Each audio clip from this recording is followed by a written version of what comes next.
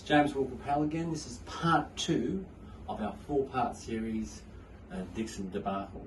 And where we left off was the advisors were asked to pay the bill for Dixon's not doing the right thing. So let's just see where Dixon's are now. So if you have a look at this thing, we've got E&P Partners, which is a listed entity, the parent company, where Dixon was part of. So they're still listed, they're still running, and all they've done is they've taken Dixon out of their organisation. Is that pretty much? Yeah, that's right. E&P Financial Group is still operating.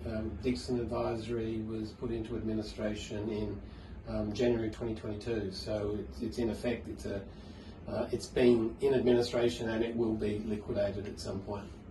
And this property trust goes and does up the houses, all the properties in New Jersey and New York. That's still running, isn't it? Yeah, that's still listed on the ASX. Yeah. As you said, it's at a significantly lower value than it was in 2016, but it's still there and it's operating on. And clients of Dixon Advisory are obviously still owning interest in the URF fund.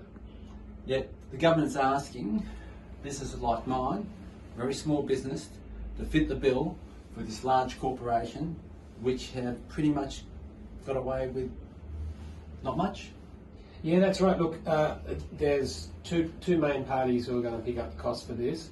There's the 10 largest financial institutions in Australia who have been already invoiced for something like 240 million, of which 203 million related to paying the first 1,638 Dixon Advisory complaints. The government's going to pay for one of the complaints, and then the financial advice profession is paying for 1,134 of those complaints. Tell me about that one complaint. Tell me about this 3 month versus 1 year situation. The CSLR was a piece of legislation that was finally passed in June of 2023.